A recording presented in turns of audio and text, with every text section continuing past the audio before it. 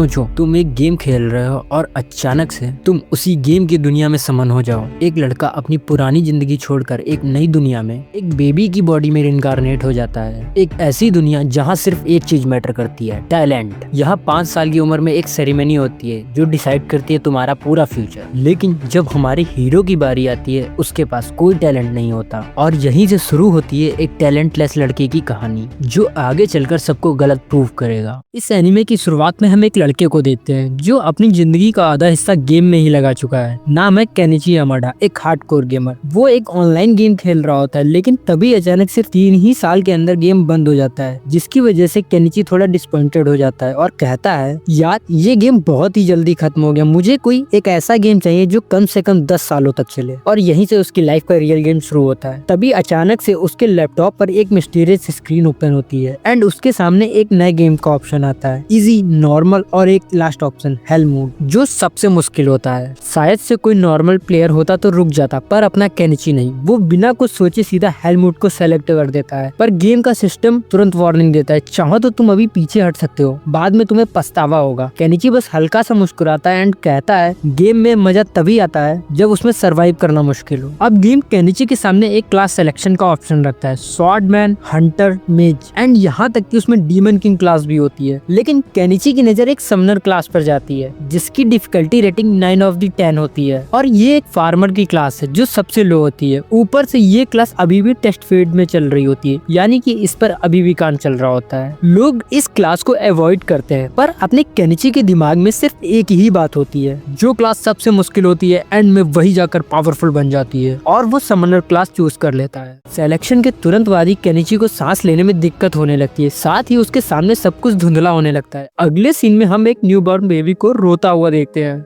वह और कोई नहीं अपना केनिची होता है। उसे तुरंत समझ आता है ये सिर्फ गेम नहीं है, वो एक इसेकाई वर्ल्ड में रिइंकार्नेट हो गया है। तभी केनिची को यानी उस बच्चे के पिता उसे गोद में उठा लेता है और उसका नाम एलन रखता है।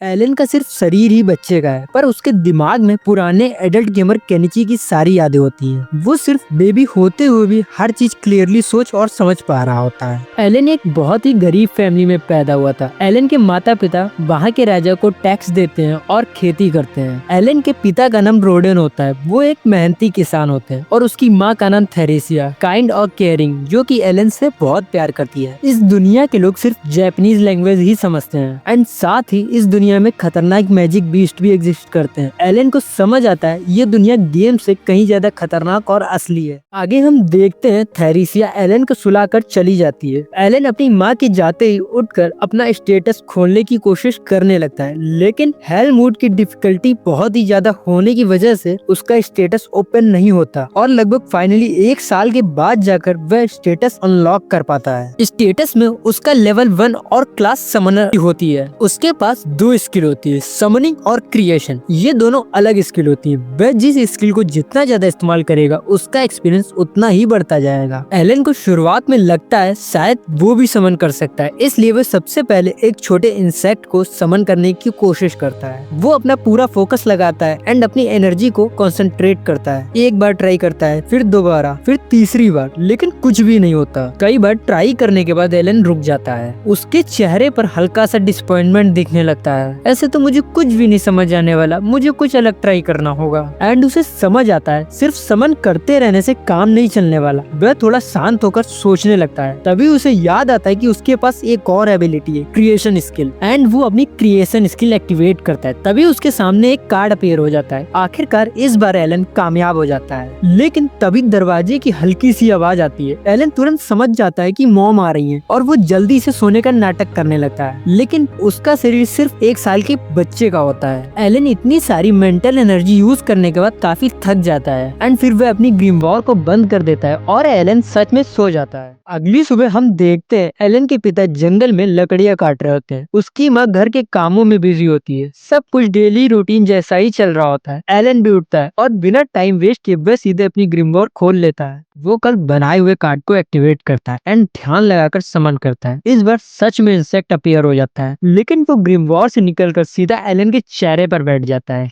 एलन थोड़ा घबरा जाता है। दरअसल उसकी बॉडी बेबी की होती है, जिस वजह से वो इंस्टेंटली रिएक्ट नहीं कर पाता एंड फिर वो टिड्डे को अपने पास बुलाने की कोशिश करता है, लेकिन वह टिड्डा बस इधर उधर कूदता रहता है। ये तो बस बेवकूफ कीड़ा है। फिर भी एलन का पहला समन होने की वजह से वह उसका नाम रखने की सोचता है और उस टिड्डे का नाम डेनका रखता है। थोड़ी देर बाद एलन अपनी ग्रिमवॉर में नोटिस करता है कि उसके स्टेट पॉइंट्स हल्के से बड़े हैं, ज्यादा नहीं पर क्लियरली इंक्रीज हुए हैं। उसे समझ आता है समन करना बेकार नहीं था, प्रोग्रेस स्लो है पर हो रही है। दोबारा एलन एक चूहे को समन करता है, चूहा अपीयर हो जाता है एंड एलन उस चूहे को ऑर्डर देता है। वह चूहा तुरंत एलन की बात मानकर दौड़ने लगता है। इस बार उसका कंट्रोल बेटर था। एलन चूहे को देखते हुए कहता है कम से कम ये डेनका से तो बेहतर ही है। धीरे धीरे एलन के स्टेट पॉइंट्स बढ़ने लगते हैं। वो एक बेबी होने के बावजूद भी उसकी स्ट्रेंथ एक आदमी की जितनी हो चुकी होती है, लेकिन हेल मोड की वजह से लेवल अप करना नॉर्मल से लगभग 100 गुना ज्यादा मुश्किल हो चुका होता है। एलन धीरे धीरे आगे बढ़ रहा है पर स्ट्रगल भी बहुत ज्यादा टफ है और एलन को यह बात समझ में आने लगती है। तभी एलन के पिता जंगल से घर वापस आते हैं एंड उनके कपड़ों पर काफी सारा खून लगा होता है। ये देखकर एलन की माँ थोड़ी सी घबरा जाती है। ये खून कैसा, सब ठीक तो है ना? रोडेन थेरेसिया को बताता है घबराने की कोई जरूरत नहीं है। दरअसल आज उनके इलाके में एक बड़ा सा बोर घुस आया था। उसने अपने दोस्तों के साथ मिलकर उस बोर को मार गिराया और ये खून उसी का है। यह सुनकर थेरेसिया की जान में जान आती है। फिर रोडेन एलन को बोर देखने के लिए पूछता है। एलन मॉन्स्टर का नाम सुनते ही काफी एक्साइटेड हो जाता है और वो जाने के लिए तैयार हो जाता है। रोडेन एलन को लेकर निकल जाता है। रास्ते में वो उसे आसमान की तरफ दिखाता है। एक पक्षियों का झुंड उड़ रहा होता है। ये देख रहे हो एलन, ये एल्बेरॉन मॉन्स्टर्स हैं। ये पक्षी आजाद है और जहाँ चाहे उड़ सकते हैं। एंड रोडेन थोड़ा रुक कर बोलता है मैंने तुम्हारा नाम इन पक्षियों के नाम पर रखा है। अगर ये बात तुम्हारी माँ को पता चली कि मैंने तुम्हारा नाम एक मॉन्स्टर के नाम पर रखा है तो वो मुझ पर भड़क जाएगी। एलन अपने डैड की सारी बातें बड़े ध्यान से सुन रहा था। कुछ देर बाद वो दोनों ग्रेट बोर के पास पहुँचते हैं। वो देखने में एकदम सुअर जैसा लगता है, लेकिन वह बहुत बड़ा होता है। एलन पहली बार इतना बड़ा मॉन्स्टर देख रहा होता है। तभी वहाँ रोडेन का एक दोस्त आता है और रोडेन को अप्रिशिएट करने लगता है। अच्छा काम किया रोडेन मेरे यार, इसको मार गिराने का क्रेडिट तुम्हें ही जाता है। फिर वह एलन को देखकर बोलता है ये तुम्हारा बेटा है, इसके बाल और आंख काफी सुंदर है। फिर एलन उस आदमी को हेलो बोलता है। पता है छोटे उस्ताद, इस बोर को मार गिराने में कम से कम 20 लोग लगे। उस आदमी की यह बात सुनकर एलन को समझ आता है कि वह अभी भी किसी मॉन्स्टर से लड़ने के लायक नहीं है एंड उसे फ्यूचर में सरवाइव करना है तो उसे बहुत ज्यादा स्ट्रॉन्ग बनना पड़ेगा, बहुत ज्यादा। अब एलन लगभग 3 साल का हो चुका होता है। टाइम के साथ साथ वो सिस्टम के नए फीचर्स को अनलॉक करता रहता है। सब कुछ स्लो होता है पर हाँ, दिन ब दिन प्रोग्रेस हो रही थी। वो अपनी नई स्किल का यूज करके कार्ड को कंबाइन करता है, फोकस करता है और एक नए क्रिएचर को समन करता है, एक बर्ड। एलन उस बर्ड का नाम चपी रखता है। इसके बाद एलन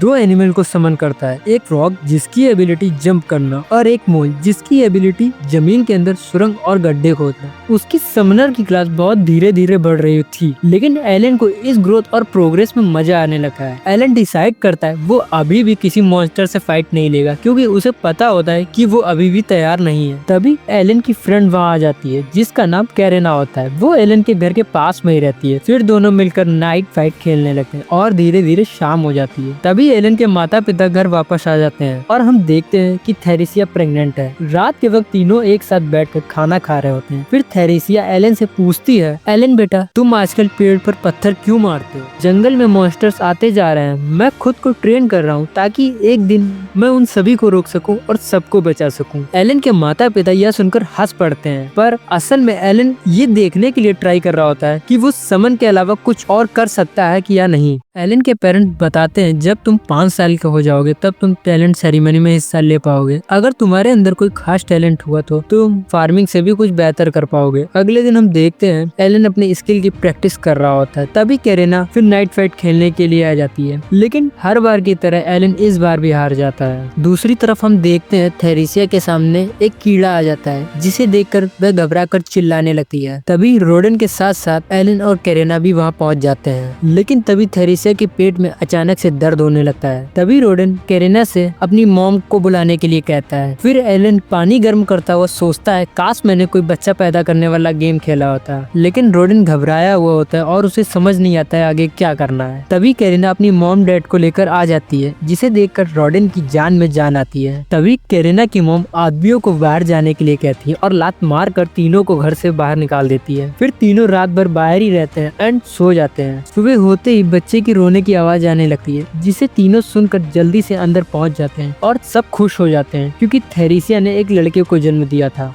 वह रोडन से उस बच्चे का नाम रखने के लिए कहती है। रोडन सोचने लगता है कि बेबी का नाम क्या रखा जाए एंड थोड़ी देर सोचने के बाद रोडन उसका नाम मैश रखता है। तभी एलन सोचने लगता है ये गेम मेरी पुरानी लाइफ से कहीं ज्यादा बेहतर है, क्योंकि रियल लाइफ में ना उसके पास कोई गर्लफ्रेंड, ना ही ढंग की जॉब एंड कुल मिलाकर वह एक एवरेज इंसान से भी लो होता है। उसको अपनी पिछली लाइफ को छोड़ने का बिल्कुल भी पछतावा नहीं होता। वह अपनी इस लाइफ से बहुत खुश होता है। एलन के लिए परिवार वाली फीलिंग बिल्कुल नहीं होती है। एलन अपने भाई को देखकर काफी खुश होता है एंड एलन जैसे ही मैश को टच करता है वह रोने लगता है। तब एलन की मॉम बताती है जब तुम पैदा हुए थे तो तुम इससे भी ज्यादा रो रहे थे, जिसे सुनकर एलन थोड़ा सा शर्मा जाता है। धीरे धीरे एलन अब बड़ा होता जा रहा है और आज एलन की लाइफ का बहुत खास दिन होता है, क्योंकि आज वो पूरी तरह से 5 साल का हो चुका है और आज ही एलन का फ्यूचर डिसाइड होने वाला होता है। वो अपने डैड के साथ आज अप्रेजल सेरेमनी के लिए जा रहा है एंड तभी रास्ते में एलन अपने डैड से पूछता है, डैड ये सेरेमनी में क्या होता है? और उसके पिता उसे समझाते हैं कि हमारे गांव में जब कोई बच्चा 5 साल का हो जाता है तो उन्हें सेरेमनी में पार्टिसिपेट करना पड़ता है। अगर किसी को सेलेक्ट कर लिया जाता है तो उसके साथ साथ उसके पूरे परिवार की लाइफ बदल सकती है। थोड़ा आगे जाने पर उन्हें कैरेना और उसके डैड गैरेडो दिखते हैं।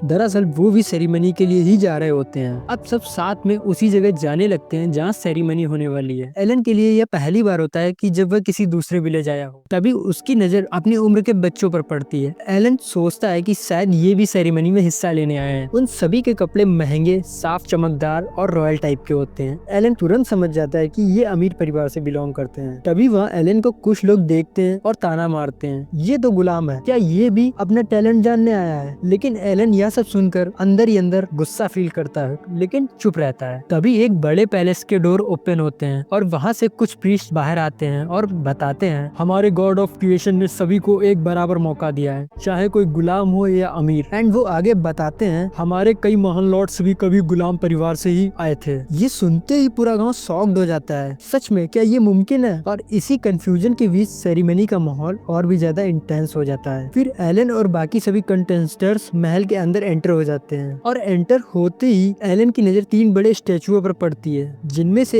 एक स्टेचू एल्मिया द गॉड ऑफ क्रिएशन का होता है, जो कि असल में गेम का क्रिएटर होता है। प्रीस्ट आगे बढ़ते हैं और अनाउंस करते हैं, अब सेरेमनी शुरू होती है। सबसे पहले बुलाया जाता है गांव के मुखिया के बेटे को, जिसका नाम पोलेमस होता है। प्रीस्ट उसे समझाते हैं, बस तुम्हें अपना हाथ इस क्रिस्टल बॉल पर रखना है और जैसे ही तुम अपना हाथ रखोगे तुम्हारा टैलेंट पीछे के ब्लैक बोर्ड पर शो हो जाएगा। लेकिन पोलेमस काफी नर्वस होता है। वो डरते डरते अपना हाथ क्रिस्टल बॉल पर रखता है और तुरंत ही क्रिस्टल बॉल ग्लो करने लगता है और उसका टैलेंट बोर्ड पर अपीयर हो जाता है, जो कि एक मर्चेंट का टैलेंट होता है। ये देखते ही उसका पिता, जिसका नाम डेबोजी होता है, उसे गले लगाकर आंसुओं की नदियां बहाने लगता है, क्योंकि यहाँ किसी के पास कोई खास टैलेंट होना काफी रेयर बात होती है। और इसके बाद एक दूसरा लड़का आता है। वो क्रिस्टल पर अपना हाथ रखता है पर कुछ भी नहीं होता। प्रीस्ट अनाउंस करते हैं, इसके पास कोई टैलेंट नहीं है। एलन यह देखकर समझ जाता है कि हर किसी के पास टैलेंट होना जरूरी नहीं। तभी एक और लड़का आता है। वह बाहर से काफी कॉन्फिडेंट दिख रहा होता है, जैसे कि उसे पहले से ही पता हो कि उसका सिलेक्शन एकदम पक्का है। लेकिन अंदर ही अंदर वो भी काफी नर्वस होता है और वो क्रिस्टल बॉल पर अपना हाथ रखता है और तुरंत रिजल्ट सामने आता है, एक्स यूजर, जो कि एक ए रैंक का टैलेंट होता है। यह देखते ही वह खुशी से उछल पड़ता है, याहू पापा, मैं एक एक्स यूजर हूँ। और अब धीरे धीरे बाकी बच्चों की भी बारी आती है और वो एक एक करके सभी रिजेक्ट हो जाते हैं और टेंशन काफी ज्यादा बढ़ता जाता है। अब बारी आती है कैरेना की। वो पहले से ही काफी एक्साइटेड होती है। वो बिना रुके सीधा क्रिस्टल बॉल पर अपना हाथ रख देती है। उसके बॉल पर हाथ रखते ही बॉल से बहुत तेज रोशनी निकलती है, जिस वजह से कुछ पल के लिए पूरा हॉल रोशनी से भर जाता है। रिजल्ट सामने आता है। इसे देखकर प्रीस्ट भी बिल्कुल हैरान रह जाते हैं, क्योंकि भाई कैरेना को मिलता है स्वॉर्ड लॉर्ड का टैलेंट, जो कि एक लीजेंडरी टैलेंट होता है। ये सुनकर उसके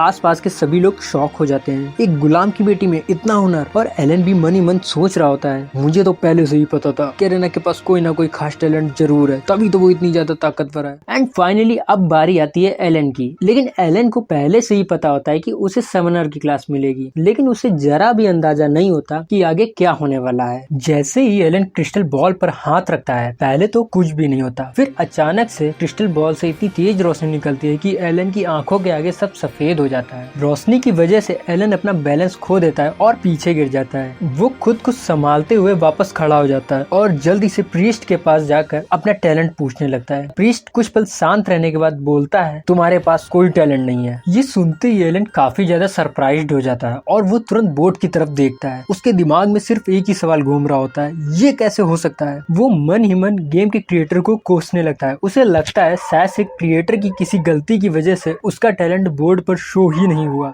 इसके बाद वह अपने पिता के साथ घर वापस लौट जाता है। आगे हम देखते हैं एलन के माता पिता उसे प्यार से समझाते हैं, इस बात से हमें कोई फर्क नहीं पड़ता कि तुम्हारे पास टैलेंट है या नहीं, हमारे लिए तुम हमेशा एक अच्छे और प्यारे बेटे रहोगे। ये बात सुनते ही एलन के दिल का बोझ हल्का हो जाता है और वो मन ही मन सोचता है कि वह सच में बहुत ही ज्यादा लकी है कि जो ऐसे परिवार में पैदा हुआ। एंड एलन रात को सोते वक्त अपने पूरे दिन को याद करता है। वह सोचता है आज सेरेमनी के बच्चे उसी की उम्र के थे, फिर भी हर किसी के पास कोई ना कोई टैलेंट या स्किल थी। तभी उसके दिमाग में एक बात क्लिक होती है कि वही सिर्फ एक इकलौता बंदा है जो हेल मोड पर खेल रहा है। वो आंख बंद करके डिसाइड करता है टैलेंट हो या ना हो इस बात से कोई फर्क नहीं पड़ता, मैं फिर भी स्ट्रांग बनूंगा और सबको साबित करूंगा कि एक हार्डकोर गेमर ही सब कुछ है। एंड वह दिन की सेरेमनी वाली गलती को एक बग मानता है और वह उस बग को ठीक करने के लिए गेम के क्रिएटर को नोट लिखने की बात करता है। अगले ही दिन एलन का परिवार कैरेना की फैमिली से उसको लॉर्ड बनने की खुशी में मिलने जा रहा होता है, लेकिन रास्ते में एलन नोटिस करता है कि किसी वजह से उसके डैड का मूड ऑफ है। एंड सभी के घर पहुंचते ही कैरेना की माँ मैथिल्डा सभी का वेलकम करती है एंड एलन की माँ कैरेना को स्वॉर्ड लॉर्ड का टाइटल मिलने की बधाई देती है और इस बात की खुशी को सेलिब्रेट करने को कहती है। एंड आगे मैथिल्डा एक वाइन की बोतल लेकर आती है जो कि गांव के मुखिया ने गिफ्ट की है। एंड तभी एलन की नजर अपने डैड पर पड़ती है। उनका चेहरा थोड़ा सीरियस लग रहा होता है। एलन को शायद से ऐसा लगता है कि उसके डैड कैरेना के डैड से जल रहे हैं क्योंकि गेरेडो की बेटी के पास टैलेंट है और एलन के पास नहीं। साथ ही साथ एलन यह भी बहुत अच्छे से जानता है कि उसके डैड इतनी छोटी सी बात पर जलने वाले इंसान नहीं। लेकिन बात यहीं खत्म नहीं होती और कुछ देर बाद ही दोनों के बीच बहस शुरू हो जाती है और रोडन गुस्से में रिश्ते खत्म करने की बात तक कर देता है। यह बात सुन के वहाँ सभी शॉक्ड रह जाते हैं और इस झगड़े की सिर्फ एक ही वजह होती है,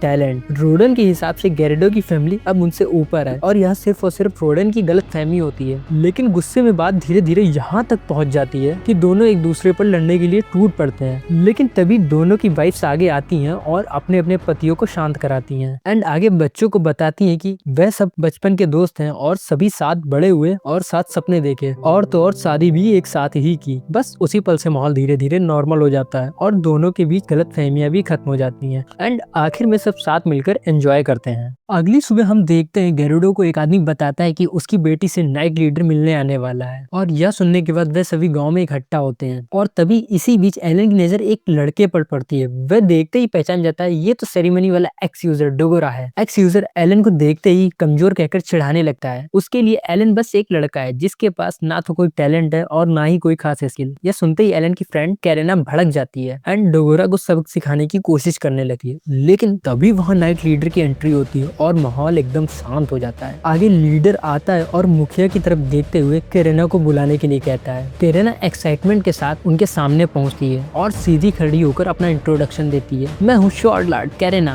नाइट लीडर उसे ध्यान से देखता है और फिर मन ही मन सोचने लगता है क्या ये लड़की सच में लॉर्ड है, इसे देखकर तो ऐसा नहीं लगता। एंड फिर वो आगे गेरेडो से कहता है तुम्हारी बेटी को ये साबित करना होगा कि वो सच में एक लॉर्ड के टाइटल के काबिल है। जब सुनते ही गेरेडो घबरा जाता है क्योंकि उसकी बेटी सिर्फ अभी 5 साल की छोटी बच्ची होती है और वो लीडर को समझाने की कोशिश करता है कि उसकी बेटी ने अभी तक कोई लड़ाई नहीं लड़ी। लेकिन नाइट लीडर को इस बात से कोई भी फर्क नहीं पड़ता। वह आगे गेरेडो से कहता है अगर इस लड़की ने फाइट नहीं की तो कैरेना के साथ साथ उसके पूरे परिवार को खत्म कर दिया जाएगा। लॉर्ड की यह बात सुनते ही माहौल एकदम सीरियस हो जाता है। इसके बाद लीडर कैरेना और वॉइस कैप्टन के बीच एक डुअल मैच का ऐलान करता है। गेरेडो अंदर ही अंदर बहुत बुरी तरह घबराया होता है। उसके लिए ये सिर्फ लड़ाई नहीं बल्कि उसकी बेटी की जान का सवाल होता है। लेकिन तभी कैरेना अपने डैड की तरफ देखते हुए पूरे कॉन्फिडेंस के साथ कहती है मैं ये फाइट कर लूंगी पापा, और गेरेडो ना चाहते हुए भी लीडर के सामने कुछ नहीं कर पाता। दूसरी तरफ कैरेना फाइट के लिए रेडी हो जाती है और मजेदार बात तो ये होती है कि वो डरने के बजाय काफी ज्यादा एक्साइटेड होती है और वहीं वॉइस कैप्टन भी रेडी हो जाता है और अगले पल फाइट शुरू होती है। कैरेना बिना टाइम वेस्ट किए कैप्टन पर लगातार अटैक्स करने लगती है।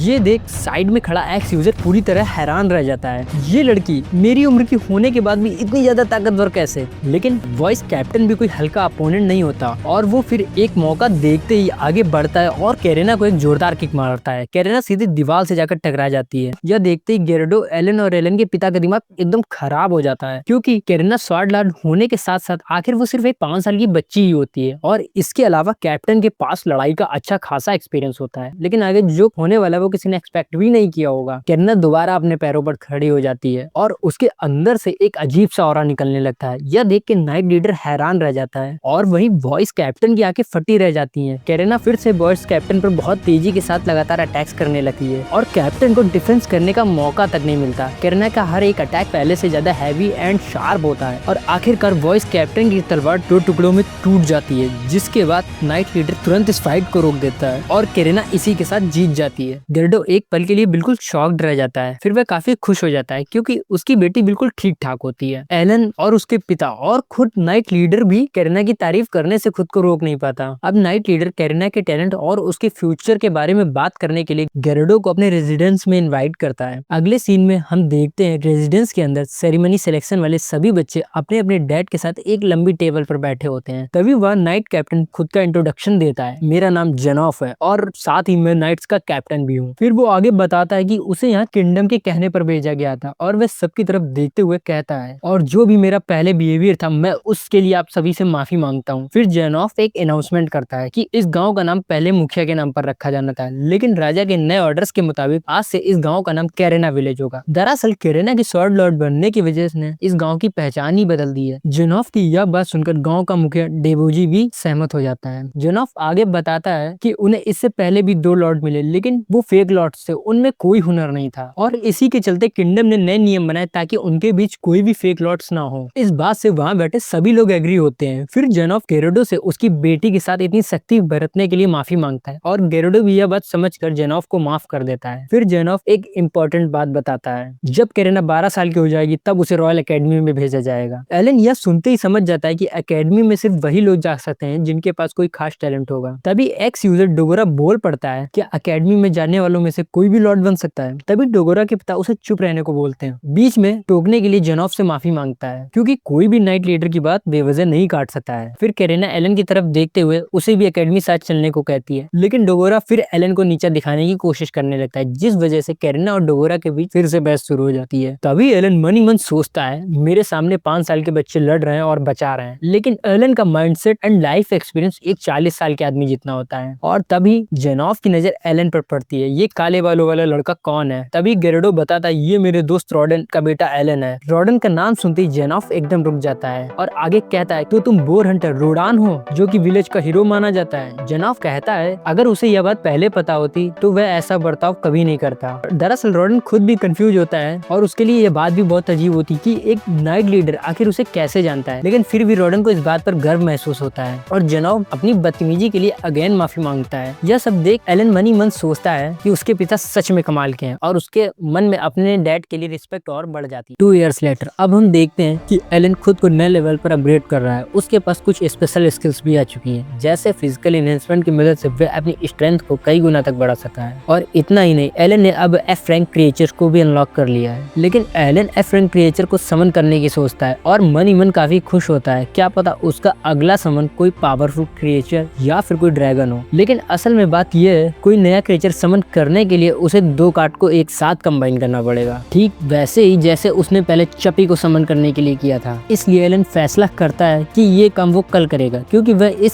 समन को फुर्सत से करना चाहता है। अब रात का सीन आता है, सभी लोग एक साथ बैठे होते हैं। तभी हम लोगों को पता चलता है कि थेरेसिया एक बार फिर से प्रेग्नेंट है। अरे भाई, कोई एलन के डैड को वो ला कर दो। लेकिन मजाक अपनी जगह, क्योंकि छोटी छोटी बातें इस फैमिली को और भी ज्यादा रियल बनाती हैं। अब एलन के पास नई नई स्किल्स के साथ फैमिली को प्रोटेक्ट करने की जिम्मेदारी भी होती है। आगे थेरेसिया मुस्कुराते हुए बताती है कि उसके पेट में जो बेबी है वह उसे ज्यादा परेशान नहीं करती, इसलिए उसे लगता है शायद से यह बेबी एक लड़की है। आगे एलन अपनी एमपी यानी अपनी माना रिकवरी को चेक करने के लिए अपनी ग्रिमपॉवर को खोलता है, लेकिन जैसे ही वह ग्रिमपॉवर में देखता है उसके मुंह से अचानक से एक नाम निकल जाता है, एल्मिया। और यह सुनते ही एलन के परिवार का माहौल थोड़ा बदल जाता है, क्योंकि वहाँ के लोगों के हिसाब से किसी देवता का नाम यूं ही या बिना वजह लेना अच्छा नहीं माना जाता। तभी एलन के पिता उसे थोड़ा सीरियस होकर समझाते हैं, किसी गॉड का नाम बेवजह नहीं लेना चाहिए। और उसी वक्त एलन की माँ कहती है, शायद आज तुम्हारी तबीयत ठीक नहीं नहीं है, तुम सुबह से थोड़ा अजीब बिहेव कर रहे हो। यह सुनकर एलन थोड़ा कंफ्यूज हो जाता है और उसे खुद भी नहीं समझ आता उसके मुंह से ये नाम अचानक से क्यों निकल गया। इस मूवमेंट को संभालते हुए एलन तुरंत टॉपिक को चेंज कर देता है और अपने डैड से पुराने चोट के निशान के बारे में पूछने लगता है, जो कि बिल्कुल ठीक हो चुका है। एलन के पिता उस चोट के बारे में बताते हैं कि इसके ठीक होने के पीछे की एक खास वजह है। वो आगे बताते हैं, जब हम किसी बड़े रैंक के मॉन्स्टर का शिकार करते हैं तो उनके अंदर एक अलग एनर्जी भर जाती है और उसी एनर्जी की वजह से पुराने जख्म अपने आप ही ठीक होने लगते हैं। रॉडन थोड़ा रुक कर बोलता है, ऐसा बहुत रेयरली होता है। यह सब सुनते ही एलन मनी मन सोचने लगता है, शायद से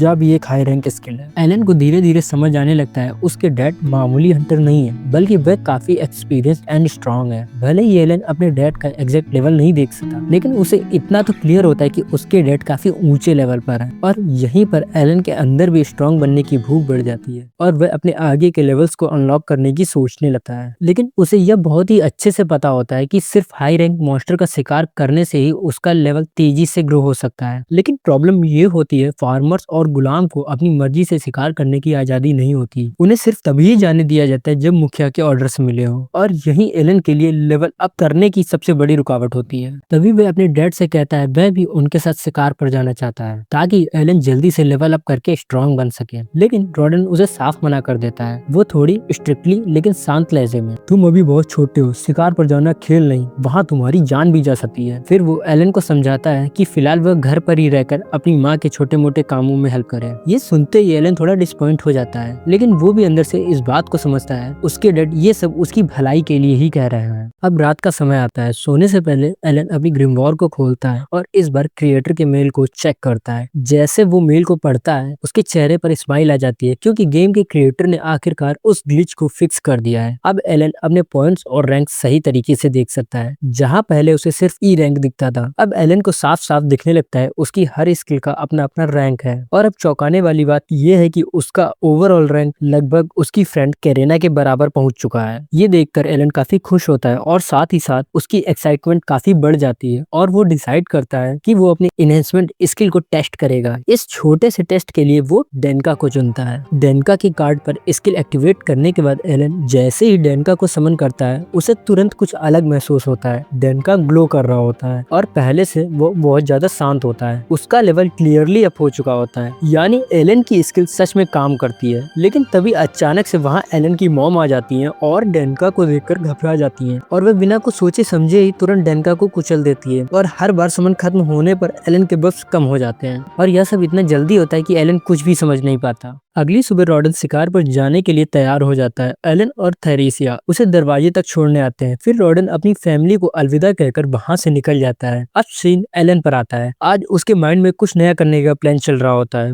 वो एक नए कंबाइंड एफ रैंक क्रिएचर को समन करने की सोच रहा होता है। वो 2 एफ रैंक कार्ड को निकालता है और थोड़ा फोकस करता है और उन्हें कंबाइन कर देता है। एक हल्की सी एनर्जी फ्लैश होती है और उसके सामने एक नया कार्ड बनकर तैयार हो जाता है, क्योंकि ये कार्ड बाकी कार्ड से अलग होता है। एलन की क्यूरियोसिटी बढ़ती है और वह तुरंत उसके स्टैट्स को चेक करता है और यहाँ उसे एक सरप्राइज मिलता है। इस कार्ड के पॉइंट्स बाकी एफ रैंक कार्ड से काफी अच्छे होते हैं। अब बिना देर किए एलन उस कार्ड के क्रिएचर को समन करता है। समनिंग कंप्लीट होते ही उसके सामने जो दिखाई देता है वह देखते ही कुछ पल के लिए चुप रह जाता है, क्योंकि वो क्रिएचर दिखने में बिल्कुल एक एप्पल जैसा होता है और इसी यूनिक लुक की वजह से एलन उसका नाम रखता है अप्पो। फिर अप्पो अपनी स्किल अटोमा यूज करता है। पल भर में ही वो जमीन के अंदर चला जाता है और अगले ही मोमेंट में उसी जगह एक छोटा सा पौधा हुआ था। यह देखकर एलन खुद भी थोड़ा कंफ्यूज होता है। तभी एलन की माँ वहाँ आ जाती है और उस पौधे को देखकर पूछने लगती है, क्या ये पौधा सच में पहले यहाँ था? एलन कुछ भी नहीं बोलता, वह बस चुपचाप उस पौधे को देखता रहता है और मन ही मन सोचता है, क्या ये पौधा सच में किसी काम का है? लेकिन अप्पो की स्किल माना रिकवरी को फास्ट कर देता है। आगे हम देखते हैं एलन पेड़ पर पत्थर फेंकने की प्रैक्टिस कर रहा है, क्योंकि शायद से उसे लगता है ऐसा करने से वह कोई नई स्किल अनलॉक कर सकता है। लेकिन अब उसकी लाइफ पहले जैसी सिंपल नहीं रही। इन दिनों वो काफी बिजी रहने लगा है। उसे अपने छोटे भाई मैक्स का भी ध्यान रखना पड़ता है और माँ के प्रेग्नेंट होने की वजह से उसे घर के कामों में हाथ भी बटाना पड़ता है। एक पल के लिए एलन के दिमाग में ख्याल आता है कि शायद से उसे प्रैक्टिस छोड़ देनी चाहिए, लेकिन तभी उसकी नजर घर के पास में लगे पौधों पर पड़ती है। उसी मोमेंट पर उसे अप्पो की स्किल याद आती है, अटोमा, एक ऐसी स्किल जो एमपी रिकवरी को 6 हॉर्स से 5 हॉर्स तक ला सकती है। और यह सोचते ही सोचते एलन की आंखों में फिर से चमक आ जाती है। अगर एमपी जल्दी रिकवर होगी तो मैं ज्यादा प्रैक्टिस कर सकता हूँ। अब काफी रात हो चुकी होती है। एलन के डैड अभी तक हंटिंग से घर वापस नहीं लौटे हैं। थेरेसा भी काफी परेशान होती है। उसके चेहरे पर डर और बेचैनी दोनों साफ तौर पर दिखती है। तभी एलन के घर के बाहर से कुछ आवाजें आने लगती हैं। एलन और थेरेसा तुरंत बाहर की तरफ भागते हैं। जैसे ही वो बाहर आते हैं उनकी आंखें एकदम फटी रह जाती है, क्योंकि रॉडन बहुत बुरी तरह घायल हालत में होता है। उसे उसके दोस्त सहारा देकर किसी तरह उसके घर तक लेकर आए होते हैं। ये देखकर एलन और थेरेसा दोनों कुछ पल के लिए कुछ समझ नहीं पाते कि आखिर ये सब कैसे हुआ। तभी गेरुडो आगे आकर सिचुएशन को समझाता है। वो बताता है रॉडन का ये हाल बॉर की हमले की वजह से हुआ है। अगर सही समय पर खास जड़ी बूटी का इस्तेमाल नहीं करते तो शायद से रॉडन की हालत और भी खराब हो सकती थी। वो उस जड़ी बूटी का नाम बताता है, मुलेजे फ्लावर। तभी घर के बाहर खड़े दोस्तों में से एक बोल पड़ता है, ये सब उस बेवकूफ नई कैंडिडेट की गलती है, उसी की वजह से रॉडन की हालत हुई है। और यह सुनते ही माहौल और भी ज्यादा टेंस हो जाता है। एलन ये बात अच्छी तरह से जानता था कि उसके पिता बॉर हंटिंग में कितने माहिर हैं। वो एक ऐसे हंटर है जो ऐसी छोटी मोटी गलतियां नहीं कर सकते। एलन के मन में एक ही सवाल बार बार घूम रहा होता है, आखिर ऐसा हुआ कैसे। धीरे धीरे सभी गाँव वाले वहाँ से चले जाते हैं और माहौल थोड़ा शांत होता है। तभी एलन गेरुडो के पास जाता है और सीधे उस एक्सीडेंट के बारे में पूछने लगता है। गेरुडो उसे गहरी सी सांस लेकर समझाना शुरू करता है। वो बताता है बॉर का मीट अमीरों और उनके किंगडम के राजा के लिए काफी रेयर होता है, और जब भी शिकार होता है तो सबसे पहले उसका हिस्सा राजा को दिया जाता है, और उसके बाद जो भी बचता है वही हम लोगों को मिलता है, और हम लोग मीट के बदले अपनी अपनी जरूरतों का सामान लेते हैं एंड सरवाइव करते हैं। लेकिन ये काम जितना फायदेमंद होता है उतना ही ज्यादा खतरनाक भी है। हर साल बॉर हंटिंग की वजह से कई लोगों की जान चली जाती है, फिर भी लोग अपने परिवार के लिए ये रिस्क उठाते हैं। गेरेडो थोड़ा रुकने के बाद एलन को एक इम्पोर्टेंट बात बताता है। जब नाइट लीडर जेनॉफ ने रॉडन की तारीफ की थी तो सब लोगों को लगने लगा था जब तक रॉडन साथ है तब तक बॉर हंटिंग का काम सेफ है। यही बात जानकर कुछ नए कॉमनर्स भी इस हंटिंग में शामिल हो गए। हालांकि नए कॉमनर्स खुद भी जानते थे कि बॉर हंटिंग उनके बस की बात नहीं है।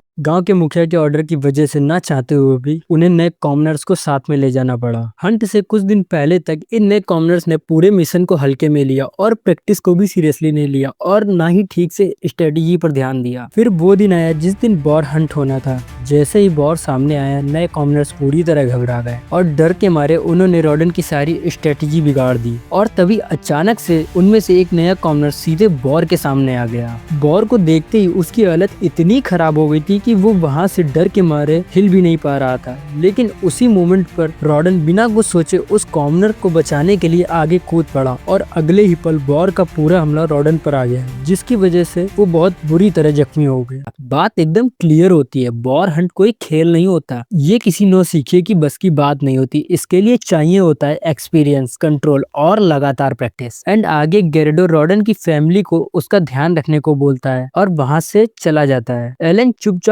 खड़ा होता है, लेकिन उसके मन में बहुत कुछ चल रहा होता है। वो खुद को कोसने लगता है, मैं अपने डैड के लिए कुछ भी नहीं कर पाया। और उसी पहले एलन खुद से वादा करता है कि अब से ऐसा कभी नहीं होगा। अगली सुबह अचानक से रॉडन की उंगलियां हल्की सी हिलती हैं और कुछ ही सेकंड में उसे होश आ जाता है। ये देखकर एलन और उसकी माँ दोनों की जान में जान आती है। उनकी आंखों में डर की जगह अब राहत दिखने लगती है, और इसी मोमेंट पर एलन के अंदर कुछ बदल जाता है। उसे समझ आता है कि ये सिर्फ गेम नहीं है, ये एक रियल वर्ल्ड है जहाँ उसका एक परिवार है जिसे वो खो नहीं सकता। अब एलन का गोल सिर्फ स्ट्रांग बनना नहीं रहा, बल्कि अपने परिवार को प्रोटेक्ट करना बन चुका है। तभी वापस से एलन के घर पर कैरेना के डैड आते हैं रॉडन की हालत देखने के लिए। एलन पहले कुछ देर चुप रहता है, जैसे वह अपने अंदर कुछ तय कर रहा हो, और फिर वो अचानक से सबके सामने बोल पड़ता है, अब घर की जिम्मेदारियां मैं उठाऊंगा। उसकी आवाज में कोई भी हिचकिचाहट नहीं होती और उसके चेहरे पर एक अलग कॉन्फिडेंस दिख रहा होता है। ये सुनकर वहाँ मौजूद लोग एकदम चौंक जाते हैं, क्योंकि इतना छोटा होने के बाद भी एलन की बातों में एक अजीब सा वजन होता है, जैसे कि वो बोल नहीं रहा बल्कि सच में वह सब कर सकता है। अगले दिन हम देखते हैं एलन कुएं से पानी भर कर ला रहा होता है। रास्ते में लोग उसे देखकर आपस में बात करने लगते हैं, ये बच्चा तो बहुत ही स्ट्रांग है। लेकिन एलन के लिए ये सिर्फ ताकत दिखाने की बात नहीं है, अब उसके लिए उसका परिवार सबसे पहले आता है, और इसी वजह से वो अब खुद को वीक दिखाने का नाटक बंद कर देता है। क्योंकि गाँव में कैरेना के स्वॉर्ड लॉर्ड फ्लड होने की वजह से गांव के लोग उस पर ज्यादा ध्यान नहीं देंगे। आगे एलन अपनी माँ से कहता है कि अब वो आलू की खेती गेरिडो से सीखेगा और एलन गेरिडो के साथ खेत में खड़ा होता है। गेरिडो उसे समझाता है कि आलू को सही तरीके से जमीन से कैसे निकाला जाता है। लेकिन एक यहाँ छोटा सा ट्विस्ट आता है। एलन सिर्फ एक बार में ही देखकर आलू निकालने की पूरी प्रोसेस समझ लेता है और बिना किसी प्रॉब्लम के वो आलू को खुद से निकालना शुरू कर देता है। जमीन से आलू खींचना आसान नहीं होता, उसमें काफी स्ट्रेंथ लगती है, लेकिन एलन एक एक करके सभी आलूओं को निकालता रहता है। ये देखकर गेरिडो कुछ पल के लिए एकदम चुप रह जाता है, क्योंकि उसे अंदाजा ही नहीं होता कि एलन के अंदर इतनी ज्यादा ताकत है। एलन काम खत्म करने के बाद अपने घर आता है, लेकिन तभी एलन के घर मुखिया के साथ एक आदमी आता है और हमें पता चलता है कि ये वही आदमी है जिसकी लापरवाही की वजह से रॉडन की ये हालत हुई थी। ये सुनते ही एलन मन ही मन उस आदमी पर चिढ़ जाता है, क्योंकि यह सिर्फ गलती नहीं बल्कि उसके डैड की जान का सवाल था। तभी वो आदमी रॉडन के सामने सिर झुकाकर खड़ा होता है और अपनी गलती के लिए माफी मांगता है। साथ ही उसके चेहरे पर साफ तौर पर दिख रहा होता है कि वह अपने किए पर सच में शर्मिंदा है। कुछ पल के लिए माहौल एकदम शांत हो जाता है, लेकिन तभी रॉडन उस कॉमनर से बोलता है, अगली बार तुम शिकार पर ज्यादा अलर्ट रहना, और उसे माफ कर देता है। यह सुनते ही एलन काफी खुश हो जाता है, क्योंकि उसके डैड सिर्फ स्ट्रॉन्ग ही नहीं बल्कि दिल के भी बहुत अच्छे इंसान है। और उसी पल उसे अपने डैड पर सच में गर्व महसूस होता है कि वो उनका बेटा है। आगे हम देखते हैं एलन खेतों के बीचों बीच खड़ा होकर कुछ फ्रॉक्स को समन करता है और उनकी मदद से एक छोटा सा ट्रैप तैयार करता है। उसका प्लान एकदम सिंपल होता है। इस ट्रैप से वो पक्षियों को पकड़ेगा ताकि सर्दियों में खाने की कमी ना पड़े। सब कुछ सेट करने के बाद एलन थोड़ी दूरी पर जाकर छिप जाता है और चुपचाप पक्षियों का इंतजार करने लगता है। समय बीतता है 15 मिनट, 40 मिनट, 1 घंटा, लेकिन कोई पक्षी नहीं आता। काफी देर इंतजार करने के बाद एलन हल्का सा निराश हो जाता है और घर वापस लौटने की सोचता है। कभी कभी प्लान सही होने के बावजूद लक साथ नहीं देता। तभी अचानक से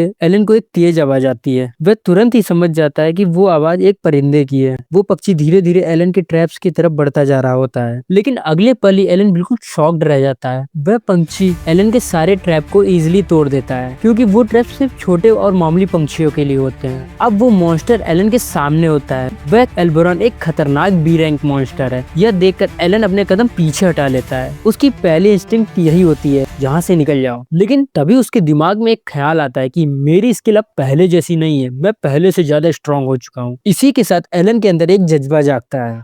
उसे डर लग रहा होता है, लेकिन इस बार वो डर से भागने वाला नहीं। एलन फैसला करता है कि वो इस एल्बोरॉन से लड़ेगा, और वो तभी जमीन से एक पत्थर उठाता है और पूरी ताकत से वह एल्बोरॉन के मुंह पर मारता है। फिर वह बिना रुके अपनी लकड़ी की तलवार लेकर उस पर हमला करने लगता है, लेकिन वो अकेला नहीं है। एलन तुरंत छोटे छोटे वुल्फ को समन करता है और उन्हें अटैक करने का ऑर्डर देता है। ये पहली बार है एलन के लिए जब वह किसी खतरनाक मॉन्स्टर के आमने सामने खड़ा है। ये सिर्फ फाइट ही नहीं होती, ये उसकी हिम्मत एंड उसकी लिमिट्स का असली टेस्ट होता है। लेकिन वह कोई नॉर्मल मॉन्स्टर नहीं था। एल्बोरॉन एक एक करके सारी समन वुल्फ को खत्म करने लगता है। हर बार जब कोई समन वुल्फ खत्म होता है और उसी के साथ एलन के बफ्स धीरे धीरे खत्म होने लगते हैं। फाइट अब पलटने लगती है। एलन की सांसें तेज हो रही थी और उसका शरीर धीरे धीरे जवाब देने लगा था। अब एलन धीरे धीरे उस एल्बोरॉन के आगे कमजोर पड़ता जा रहा था, क्योंकि इस बार सामने वाला दुश्मन उसकी सोच से कहीं ज्यादा ताकतवर और खतरनाक। अब एलन सच में बहुत बड़ी मुसीबत में फंस चुका होता है। सामने खड़ा एल्बोरॉन लगातार उस पर एक के बाद एक अटैक किए जा रहा था। हर अटैक के साथ एलन को लग रहा था जैसे उसकी बॉडी पूरी तरह गिव अप कर रही है, लेकिन उसकी आंखों में अभी भी हार ना मानने का नाम नहीं था। तभी लास्ट मोमेंट पर एलन अचानक से एक नया क्रिएचर समन करता है और बिना टाइम गवाए बस सीधा उस क्रिएचर से एल्बोरॉन पर अटैक करने को बोल देता है। यह समन कोई नॉर्मल क्रिएचर नहीं था। इसकी एबिलिटी थी माना को एब्जॉर्ब करना। जैसे ही यह क्रिएचर माना एब्जॉर्ब करने लगता है, एल्बोरॉन धीरे धीरे कमजोर होने लगता है। एलन तुरंत ही इस मौके का फायदा उठाता है और अपने समन क्रिएचर के साथ मिलकर एक बार फिर से अटैक कर देता है, और फाइनली इस बार एलन उस मॉन्स्टर को ढेर कर देता है। एलन की लाइफ में यह पहला मॉन्स्टर था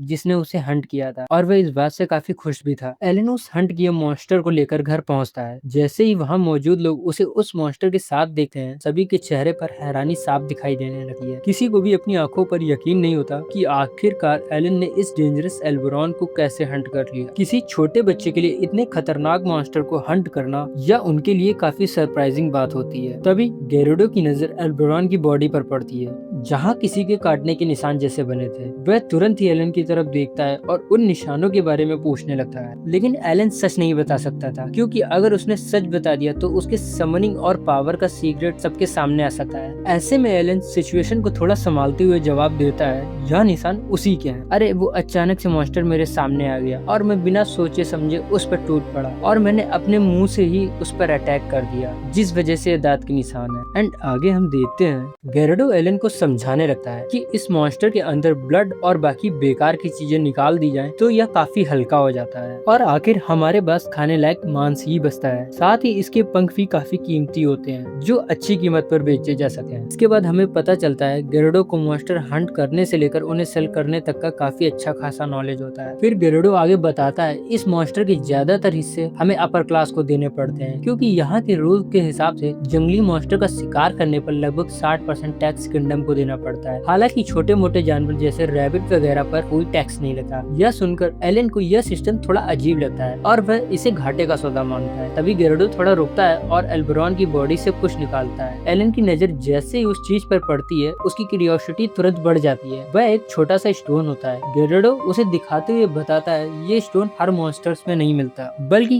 ये डी रैंक या उसके ऊपर के मॉन्स्टर्स में ही पाया जाता है। तभी गेरेडो के दिमाग में अचानक से एक आइडिया आता है। पिछले बॉर हंट में एलन के पिता रॉडेन बहुत बुरी तरह घायल हो गए थे। वह दोनों इसी बात का फायदा उठाकर टैक्स को कम करवाने की बात करते हैं। तभी एलन के दिमाग में एक आइडिया आता है और वो अपना प्लान गेरेडो को समझाता है। अब सीन शिफ्ट होता है। गेरेडो और एलन एल्बरॉन को हंट करने का टैक्स देने गांव के मुखिया के पास पहुंचते हैं। गेरेडो मुखिया से बात करते हुए कहता है वो टैक्स के तौर पर सिर्फ इनके पंख ही देगा, जो सिर्फ टैक्स के हिसाब से 20% ही है, और बाकी का शरीर वे अपने पास रखेंगे। यह सुनते ही मुखिया थोड़ा घबरा जाता है और हकलाते हुए कहता है ये तो बहुत कम टैक्स है, मैं ऊपर वालों को क्या जवाब दूंगा। अब यहाँ से एलन के बनाए हुए प्लान की शुरुआत होती है। तुरंत ही गेरेडो आगे बढ़ता है और एलन के पिता की चोट का बहाना देकर बात को घुमाने लगता है कि अगर आप लोगों ने जिद ना की होती तो आज रॉडेन का परिवार की हालत इतनी खराब ना होती और अब उसका परिवार कई दिनों से मुश्किल में जी रहा है। गेरेडो जानबूझकर ऐसी बातें करता है ताकि मुखिया को इमोशनल करके अपनी बातों में फंसा सके। तभी एलन की सिचुएशन को देखते हुए कमजोरी का नाटक करने लगता है। वह ऐसे बिहेव करता है जैसे सच में अब उसके पास ताकत ही नहीं बची, और बस यही मोमेंट होता है जब मुखिया पूरी तरह एलन के जाल में फंस जाता है। एलन की हालत देखकर मुखिया मान जाता है और उन्हें एल्बरॉन का मांस अपने पास रखने की परमिशन दे देता है। एलन मन ही मन इस मौके का ही इंतजार कर रहा होता है। मुखिया के मुंह से हाँ सुनते ही एलन बिना एक भी सेकंड गवाए तो ठीक है मुखिया जी, अब हम एल्बरॉन का शिकार करेंगे तो उसके पंख और स्टोन आपको टैक्स के तौर पर दे देंगे। यह सुनते ही मुखिया एकदम चौंक जाता है, क्योंकि उसके अकॉर्डिंग ये डील सिर्फ एक बार के लिए थी, लेकिन एलन ने उसे एक लॉन्ग टर्म सौदे में बदल दिया। तभी गेरेडो बात को आगे बढ़ाते हुए कहता है अरे एलन, तुम ऐसा वादा पहले से नहीं कर सकते। एल्बरॉन जैसे मॉन्स्टर को हंट करना आसान नहीं होता और ये काफी रिस्की भी होता है, और तुम्हारे पिता की हालत अभी भी ठीक नहीं। गेरेडो जानबूझकर एलन को रोकने की एक्टिंग करता है ताकि मुखिया को लगे यह डील सच में उसके लिए रिस्की है। यह सुनते ही मुखिया भी पूरी तरह गेरेडो की बातों में आ जाता है और आखिरकार वो मांस को उनके पास रखने की बात मान लेता है। दरअसल एलन का प्लान शुरुआत से यही था कि वो हर बार के लिए टैक्स को जितना हो सके कम करवा लिया जाए। अब सीन शिफ्ट होता है। एलन एक बार फिर से एल्बरॉन का शिकार कर रहा होता है, लेकिन इस बार वह अकेले नहीं होता है, बल्कि अपने समन किए हुए क्रिएचर के साथ पूरी स्ट्रेटेजी बनाकर फाइट करता है। इस बार एलन पहले से ज्यादा क्लैम दिखता है, जैसे उसने हर मूव पहले से ही दिमाग में प्लान कर लिया, और इसी स्ट्रेटेजी की वजह से वह एक साथ 2 एल्बरॉन का शिकार कर लेता है। यह पहली बार था जब एलन ने फाइट के दौरान एक भी समन क्रिएचर को नहीं खोया, और इसी वजह से उसके माना पर भी कोई खास असर नहीं पड़ा। इस हंट के तुरंत बाद ही एलन के सामने एक नोटिफिकेशन आता है जिसमें लिखा होता है कि उसके स्किल पॉइंट अब इंक्रीज हो चुके हैं। यह देखते ही एलन एकदम खुश हो जाता है, क्योंकि आखिरकार उसका लेवल अप हो चुका था, और इतना ही नहीं, उसने ट्रायल ऑफ द गॉड्स को भी पास कर लिया था। एलन को अपना सिर्फ एक लेवल बढ़ाने में पूरे के पूरे 6 साल लग गए थे, और इसी वजह से यह मूवमेंट उसके लिए और भी ज्यादा खास बन जाता है। इसके बाद वह गेम के क्रिएटर को दिल से थैंक्स बोलता है। अब एलन ये सोचने लगता है कि उसे घर वालों को अपना सीक्रेट बता देना चाहिए। शायद से वह अपने परिवार वालों से और झूठ नहीं बोलना चाहता था। अगले सीन में जहां हम देखते हैं एलन केरेना के साथ अपनी तलवारबाजी की प्रैक्टिस कर रहा होता है, और साथ ही साथ वह अब आगे की प्लानिंग कर रहा होता है कि वह अब और भी एल्ब्रॉन्स का शिकार करके अपने लेवल को और इंक्रीज कैसे करेगा, और साथ ही आने वाली सर्दियों के लिए लकड़ी और मांस भी इकट्ठा करेगा। तभी अचानक से कैरिना एलन के सर पर हल्का सा वार करती है और यहीं पर ये फाइट एंड हो जाती है। कैरिना स्माइल के साथ एलन को गुड बाय बोलती है और वहां से चली जाती है। आगे हम देखते हैं एलन अपने पेरेंट्स को एक इम्पोर्टेंट बात बताने जा रहा था कि जब मैं छोटा था तब गॉड ऑफ एल्मिया मेरे सामने प्रकट हुए थे। उन्होंने कहा, एलन मैं तुम्हें अक्ल और ताकत का वरदान देता हूँ। साथ ही उन्होंने यह भी कहा तुम्हारी लाइफ मुश्किलों से भरी होगी, वह ऐसी मुश्किलें होंगी जिन्हें 100 मर्द मिलकर भी नहीं पार कर पाएंगे। तुम्हें अपनी अक्ल और ताकत का इस्तेमाल करना होगा ताकि तुम उन खतरनाक चैलेंजेस को पार कर सको। एलन अपने परिवार को सब कुछ सच नहीं बता सकता है, खासकर अपनी पुनर्जन्म वाली बात, क्योंकि उसे पता था कि उसके घर वाले ऐसी बात पर यकीन नहीं कर पाएंगे। तभी एलन की मां थेरेसिया उसे पुरानी सेरेमनी के बारे में पूछने लगती है। एलन तुम्हारा तो कोई टैलेंट सेरेमनी में शो ही नहीं हुआ था, फिर यह सब कैसे बेटा? एलन थोड़ा संभल कर जवाब देता है कि यह टैलेंट उसे हाल ही में पता चला है, जो गॉड ऑफ एल्मिया से मिला है। यह सुनकर थेरेसिया बहुत इमोशनल हो जाती है। वह तुरंत ही एलन को अपने सीने से लगा लेती है और कहती है, ओ एलन तुम इसीलिए इतने सालों से पेड़ पर पत्थर फेंकने की प्रैक्टिस करते थे और अब भगवान के चैलेंजेस और इतने खतरनाक मॉन्स्टर का सामना कर रहे हो। यह सुनकर एलन को अंदर ही अंदर एक अजीब एहसास होता है, लेकिन उसे अच्छा भी लग रहा था। लेकिन साथ ही वह अपने सीक्रेट को लेकर कॉन्शियस था। अंदर ही अंदर एलन डिसाइड करता है कि अभी के लिए कुछ सीक्रेट वह अपने तक ही रखेगा। वहीं दूसरी तरफ रॉडेन काफी खुश होता क्योंकि उसके बेटे के पास भी टैलेंट है और अब उसका बेटा भी गेरेडो की लड़की से पीछे नहीं रहेगा। आगे हम देखते हैं एलन एल्बेरॉन के मांस को केयरफुली पैक कर रहा होता है क्योंकि वह अब गेरेडो के साथ मिलकर सौदेबाजी करना सीखना चाहता है। फिर एलन और गेरेडो अपने अपने सामान को लेकर निकल पड़ते हैं। रास्ते में चलते हुए एलन गेरेडो से एक सवाल पूछता है। दरअसल एलन ये जानना चाहता था क्या कोई नौकर या गुलाम अपनी गुलामी छोड़कर एक आम इंसान की तरह जी सकता है? गेरेडो थोड़ा सोचकर जवाब देता है, हाँ एक तरीका तो है, लेकिन यह आम लोगों के लिए लगभग नामुमकिन है। अगर किसी गुलाम को आजाद होना हो उसे 10 सोने के सिक्के देकर अपनी आजादी खुद खरीदनी पड़ती है। यह सुनते ही एलन के कदम थोड़े धीमे पड़ जाते हैं क्योंकि आजादी की रकम काफी ज्यादा होती है। यह सब सुनते सुनते एलन गहरी सोच में पड़ जाता है क्योंकि उसकी फैमिली में अभी 4 लोग हैं।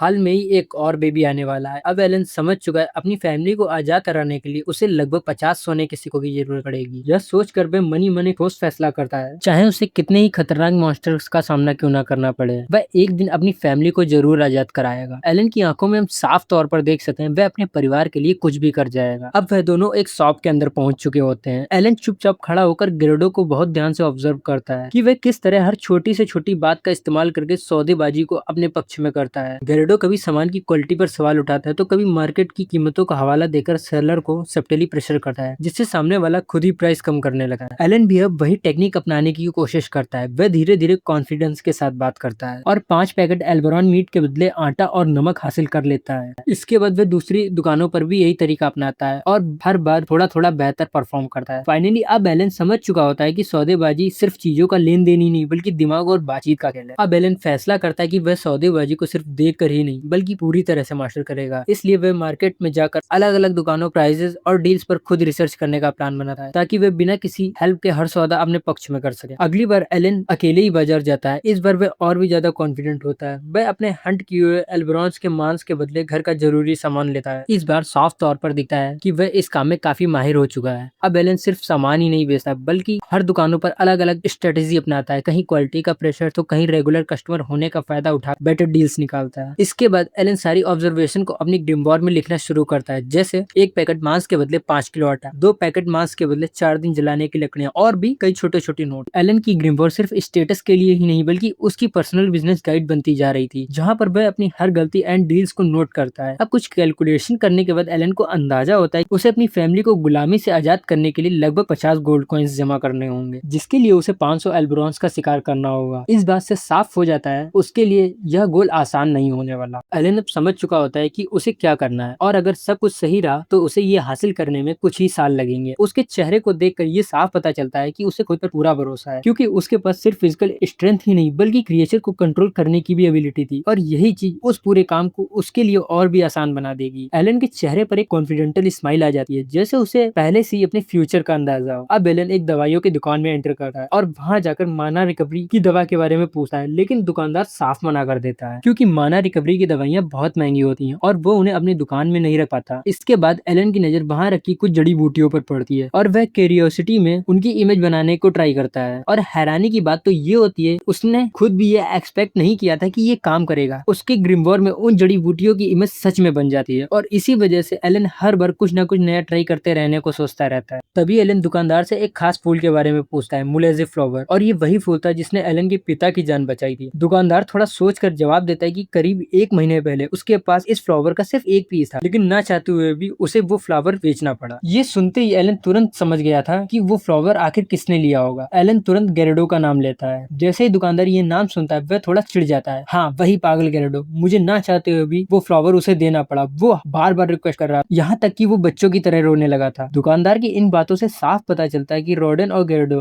दोस्त से बढ़कर एक सगे भाई जैसे हैं। वो कह रहा था कि उसके दोस्त की जान खतरे में और इसी वजह से मुझे वो फ्लावर देना पड़ा, वो भी सिर्फ 5 गोल्ड कॉइंस। लेकिन सच कहूँ तो ये मेरे लिए बहुत बड़ा घाटे का सौदा था। तभी एलन दुकानदार को एक छोटा सा पैकेट देता है और बताता है जिस इंसान के लिए वो फ्लावर लिया गया था वो उसके पिता ही थे और उसी फ्लावर की वजह से उनकी जान बच पाई थी। एलन उन्हें थैंक्स के तौर पर एक मीट का पैकेट देता है। दुकानदार कुछ पल के लिए चुप हो जाता है। उसे एहसास होता है कि गेरेडो फ्लावर देने का फैसला एकदम सही था। एलन उसे शुक्रिया कहता है और वहाँ से चला जाता है। आगे एलन एक दुकान के बाहर खड़ा होकर लोहे के हथियारों को ध्यान से देख रहा होता है। तभी वहाँ पर एक्स यूजर डोगरा और मुखिया का बेटा आ जाता है। एलन उन्हें पूरी तरह इग्नोर करके वहाँ से जाने लगता है, लेकिन तभी डोगरा उसे गुलाम कहकर पुकारता है और उसे फाइट के लिए चैलेंज कर देता है। एलन रुकता है और बिना घबराए उस चैलेंज को एक्सेप्ट कर लेता है और फिर दोनों के बीच फाइट शुरू हो जाती है। एलन के लिए डोगरा एक छोटे बच्चे की तरह होता है। वह डोगरा को ज्यादा सीरियसली भी नहीं ले रहा होता। डोगरा लगातार एलन पर अटैक करता है, लेकिन एलन हर अटैक को बड़ी आसानी से डॉज कर लेता है क्योंकि उसकी ट्रेनिंग डोगरा से कहीं ज्यादा बेहतर थी। इसी वजह से डोगरा एलन के सामने बिल्कुल भी टिक नहीं पाता। तभी एलन एक छोटी सी ट्रिक का इस्तेमाल करता है और एकदम सही टाइमिंग पर अपने अपोनेंट के हाथ से हथियार को हवा में उड़ा देता है। डोगरा एक पल के लिए कुछ समझ नहीं पाता कि आखिर उसके साथ क्या हुआ और एलन इस फाइट को आसानी से जीत लेता है। आखिर में एलन उन्हें बाय बोलता है और वहां से सीधे घर की तरफ निकल जाता है। अब हम देखते हैं कि एलन के डैड पूरी तरह ठीक हो चुके होते हैं और अब उनकी फैमिली में एक नया मेंबर आ चुका होता है, एलन की छोटी बहन। एंड इसके बाद हम देखते हैं टैलेंट सेरेमनी वाले सभी बच्चे अच्छे दोस्त बन चुके हैं और साथ में प्रैक्टिस कर रहे होते हैं। वहीं एलन का भाई भी मैस अब थोड़ा बड़ा हो चुका होता है और कैरेना से तलवार चलाना सीख रहा होता है। एलन यह सब देखकर काफी खुश होता है। वह अपने छोटे भाई मैस की ग्रोथ को साफ तौर पर देख पा रहा होता है। अब रात का समय होता है, घर का माहौल थोड़ा इंटेंस होता है। रोडन एंड गेरेडो थोड़ा परेशान दिख रहे होते हैं, वजह चीफ के नए ऑर्डर। उन्हें जहाँ पहले 1 महीने में 10 बॉट देने होते थे, अब उसे बढ़ाकर 15 कर दिया गया है। साथ ही चीफ यह भी चाहता था कि वे शिकार में नए लोगों को भी शामिल करे। यह सुनकर दोनों के पास मना करने का कोई रास्ता नहीं था, क्योंकि अगर वे इससे इनकार करते तो किंगडम उनकी जगह पर नए हंटर्स ले आएगा। गांव में पहले से ही चीजें लिमिटेड है, अगर और लोग आ गए तो जमीन और खाने का बंटवारा बढ़ जाएगा, जिससे कि सरवाइव करना और मुश्किल होगा। ऊपर से अनट्रेन्ड लोग मदद से ज्यादा प्रॉब्लम क्रिएट करेंगे। हंटिंग में गलती का सीधा मतलब सीधे जान से हाथ धोना। यह सब सुनने के बाद अचानक से एलन बीच में बोल पड़ता है। एलन आगे बोलता है, वो लोग हर बार बॉर की गिनती बढ़ाते जाएंगे और ऐसा वह तब तक करेंगे जब तक ये काम हमारे लिए पूरी तरह इम्पॉसिबल ना हो जाए। यह सुनकर रॉडन थोड़ा सोच में पड़ जाता है। तो हमें चीफ की बात मान लेनी चाहिए और नए लोगों को शामिल कर लेना चाहिए। एलन सिर हिलाते हुए कहता है, हाँ, एक समय ऐसा आएगा जब हमें नए लोगों को शामिल ही करना पड़ेगा। बस प्रॉब्लम ये है वो अभी पूरी तरह नौसिखिए हैं, हमें उन्हें शिकार के लायक बनाना होगा। एलन की आवाज में पहले से ज्यादा कॉन्फिडेंस होता है, जैसे कि वो सिर्फ बात ही नहीं कह रहा बल्कि लीड करने के लिए तैयार हो चुका है। एलन आगे कहता है, लॉर्ड एल्मिया ने जो मुझे अक्ल दी है मैं उसका पूरा इस्तेमाल करूंगा और हम सब मिलकर उन नए कॉमनर्स को ट्रेन करेंगे एंड शिकार करने लायक बनाएंगे। क्योंकि एलन के पास गेमिंग का काफी अच्छा खासा एक्सपीरियंस होता है, उसे अच्छे से पता था कि किसी कैरेक्टर को स्ट्रॉन्ग कैसे बनाया जाता है और वह उसी नॉलेज का इस्तेमाल अब अपनी इस लाइफ में करने वाला है।